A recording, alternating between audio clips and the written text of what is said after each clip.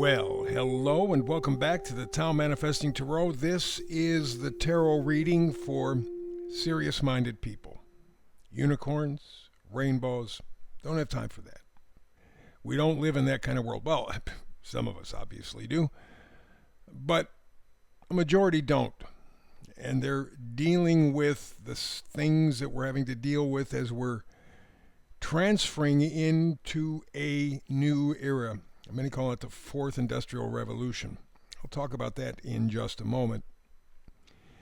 But these are very serious times. These are critical times. And believe me when I say that humanity lies in the balance. I'm not kidding, not overstating. At this point, it's a crapshoot. It's roll of the dice as to which way that's going to turn out. We could, if you pay attention to the rhetoric, we could get ourselves into a nuclear war. That would, I still think, would be highly unlikely because people would know it's absolute suicide. But I mean, I may make a difference at some point. We could be hit by solar storms. We could be hit by asteroids. We could have volcanic eruptions. Then, of course, they're poisoning us, wrecking the food, the water, the earth. They're writing in the sky so that all that stuff that they're putting up there, all that metallic stuff, heavy metal stuff, comes to the ground, destroys the viability of the soil, makes you feel sick, makes you feel tired for an unknown reason. You go, geez, I'm just not, I just don't have it. That can do it for you. And then there's all the social stuff going on, all the changes there. And it's not a question as, in any of this, it's not a question of sort of a natural evolution. It's being forced on us. And that should throw up warning flags. So yes, we are in a very, very difficult time. And if I had to bet whether or not we're going to make it, I got to go 60-40. I don't think we will. 40% chance, substantial, that we can pull ourselves out of this fire. But we have to have the will to do so. We have to choose to do so. And that's the problem. I don't know how many times I talk to people about different kinds of situations. It could be at the store, it could be just getting together with some friends. And the minute that you get onto something serious, like the chemtrails, which are a disaster no matter how you look at it. If you look at it, you will see that it is literally destroying life on so many different levels. You could talk about the economy. What's happening there? I mean, horrendous things. We are going back to, and I may talk about this down the road a piece, there's a piece of legislation in Florida which would, in effect, allow child labor. We would go back to the Industrial Revolution, really. But even as late as the 1920s and 30s, where 10-year-olds would work 40, 50, 60 hours a week. They'd make pennies. They wouldn't get any benefits. Well, the law, as proposed to this point in Florida, even goes so far as to say you could work a kid in school when they're not in school. You could work them up to 12 hours a day, 7 days a week, and they'd have no ability for lunch or any break. That's like it's going backwards in time. So when people ask me, what do I think the odds are? Again, I go 40-60. It would take an awakening that we have not yet experienced as human beings to make the change. I don't know whether we're capable of it. Seriously. So these are very serious times, and for you to be here says you are aware of it and you're not going to act like a victim. You're going to make the best you can, not just for you, but for all of humanity. You're going to change the frequency, which is what tarot is. I've done tarot for over 20 years. Tarot doesn't predict anything as far as I can tell. What it does do, however, talks about potential. There's a frequency. There's a singular message, energy. And at that moment, if it resonates, you have an idea what you're supposed to do. That's the potential. You don't have to do it, but I've also done astrology and numerology for over 50 years each. Numerology, astrology are the science of cycles. Cycles within cycles within cycles within ad nauseum. Most astrologers are lazy, don't care, or don't know how to take all of that information and make it usable to you, the person who's getting the reading. They get into all this astrological and bullshit, this conjunct this and square this, and this is nadir, and this is, and it's moving in here in the houses, and you're like, what the hell are you talking about? And they can't distill it. My job is to offer the whole plate because I want you to get a really good vision. It's all going to be centered on tarot, the potential, but I'm going to use, when necessary, numerology and astrology to help explain kind of what the mood is. For example, the planetary configurations today are somewhat similar to 1760. That is to say that Pluto and Uranus have a direct relationship with one another in 1760, and they do again today. And while they're not exact, they're very similar, and it makes a difference. 1760 is when we started the so-called Industrial Revolution. There was a transitional period. The whole global economy changed. It's because we started to use machines. Okay, we kind of stepped away from the agricultural stuff when we moved into the factories, the machines, used water, used steam. We did all this kind of stuff. In about 1840, this kind of caught on here in the United States. We had a few decades around the Civil War and stuff where it kind of petered out. But in 1870, the second Industrial Revolution started. They had new steel-making processes, assembly lines, mass production, electrical grids. It was large scale, huge. But it was machines over man. And in fact, out of that era came the Gilded Age. You look at the late 1800s, the rich just showed off their wealth and just controlled everything. Now, again, similar Pluto-Uranus placements, 1760, 1840, 1870, and today. In fact, we can go to 2010, is when they really kind of knocked it together at the same place. And so what's different? Well, back in 1760, we had Uranus late Pisces. We had Pluto late Sagittarius. Today, Uranus is late Taurus moving into Gemini. Pluto is late Capricorn moving into Aquarius. So without getting too technical, they're about 60 degrees away from each other. In astrology, that's favorable. The difference is that in 1760, the Pluto stuff Pluto's always big. It's no small time stuff. It was in Sagittarius. So this first revolution just, again, swept the planet. Just people all of a sudden started to use tools instead of hard labor and da-da-da, and we thought this was the answer. Uranus was in late Pisces, going into Taurus. Today, it's leaving from Taurus, going to Gemini.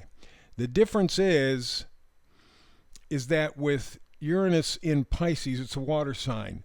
1760, this huge wealth, this huge expansion was delivered via the sea, the oceans. That's how we got around, right? Business.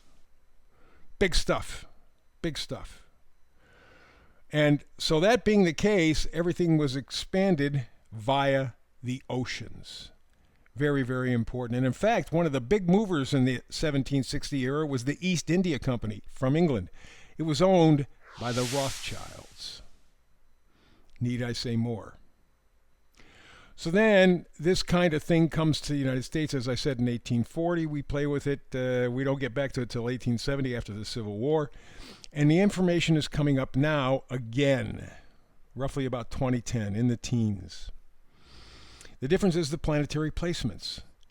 where the first time it was water oriented and big. This time it's information oriented and big. So we are at this point confronting the fourth industrial revolution. First time was when it began in 1760, water and big. That was the vehicle. Today, that's not what we're dealing with. We're dealing with communications and big. Let's get to the meme for today. Realizing all the stuff in your room, in your home, used to be money. And all that money used to be time. And all that time used to be energy. And how for years you've been spending all of your time and money and energy making a mess that you have to clean up. That's where we are now. So I just wanted to connect for you that the energy is the same as when the Industrial Revolution started and it continued, and today the emphasis has changed. Still the big energy, still worldwide change, but now it's big communication. First time it was big water. The ships of the sea in the 1700s. I heard, matey. Not doing it today. Not doing it today. Now it's R2-D2, but the same effect. Alrighty, so let's take a look at the reading for today. In the middle, we have the Oracle card. It says New Life. This sets the mood for the reading, New Life. 39 is the number up in the left. 3 means lining up the energies in your mind, body, spirit. That's the human trinity, mind, body, spirit. 9 means coming to an end. And the 3 and 9 is 12. And that's number 3. Again, it's lining things up. So the card says New Life. How about let's make the theme Living the Dream 2.0. As I said in the meme, you used up all your time and money and energy. Now you made a mess for yourself. We have, as a group, as humanity, we got to clean it up. Otherwise, we won't be living the dream. We'll be living the nightmare. Industrial Revolution Part 4. Big and communication, not big water. So let's get to it. All the way to the left, we have the 5 of Cups. This is where we are right now. It's amazing. The more options or choices you have, the more unhappy you are. That thought scares me because it means that Klaus Schwab, the asshole from the World Economic Forum, who, by the way, has declared war on the United States. We'll talk about that some other time. I mean, he literally has declared war on the United States. Anyway, he's been famous for saying you're going to have nothing and be happy. And there's a part of that statement that's right. Unfortunately, the more choices we're given, the more unhappy we are because, A, it makes us materialistic.